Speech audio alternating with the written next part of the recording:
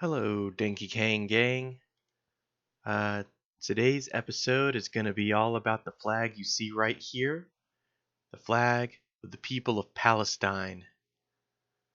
A poor people, a sorry people who have long been oppressed by the cruel Israeli state. And the conflict goes back to the late 40s. And it's a long and continuous clusterfuck of just lots of wars.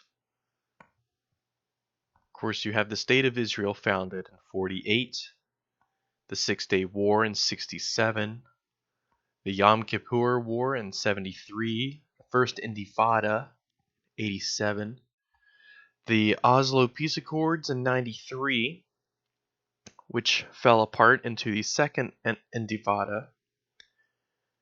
And then you have in 2011 the Palestinian proposal of a unilateral declaration of statehood.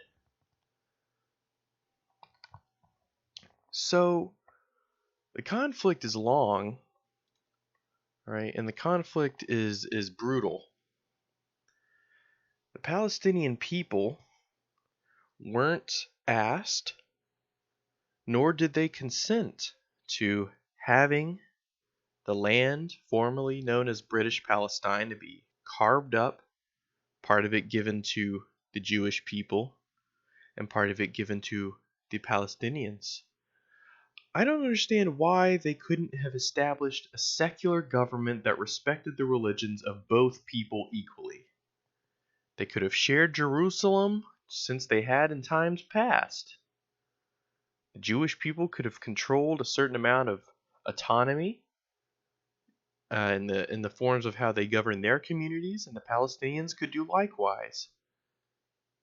A government built on the mutual respect between both cultures, empowering neither, not empowering one over the other, and having equal representation under the law. But that didn't happen, folks. Britain and the Allies, after World War II, carved up British Palestine without the consent of the Palestinian people, and because of that sparked a series of wars which has now pretty much decimated the people of Palestine, and they are in a very dire situation. Over the course of their conflict with Israel, the lands occupied by Palestine have continued to just shrink further and further and further. This was, of course, how it was originally in 1946, and then this was the foundation of Israel, 47. This is 67, and then finally, this 7 years ago. And we have the Gaza Strip that is essentially besieged and blockaded by the State of Israel.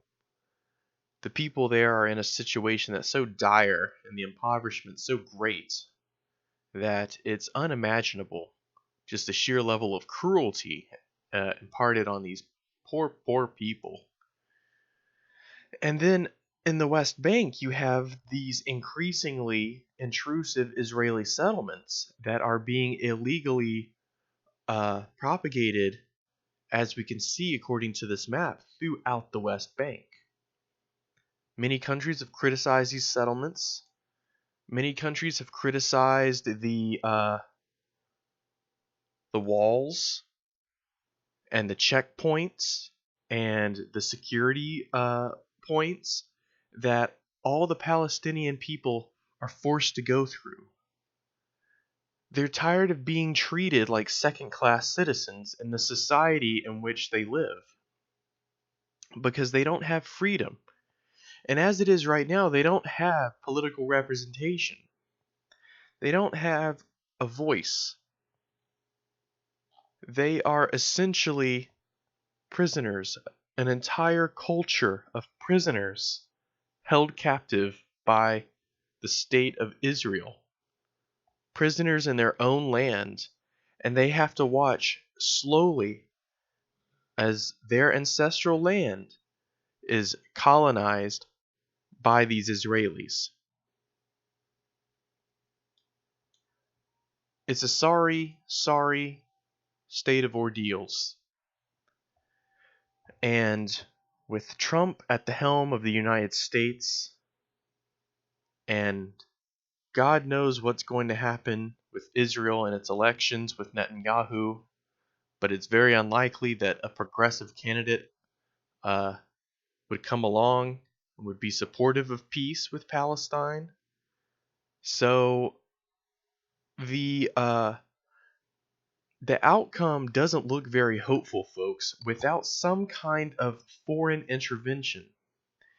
And this certainly is not going to come from the United States in a positive manner. The United States has long backed Israel, long rejected the cries of the Palestinian people, and even though the rest of the world would, sure, they would like to help, but it's inconvenient. We don't want to piss off the US. So it's horrible. Palestinian people have long appealed to international causes all over the place, and they've had a deaf ear turned towards them.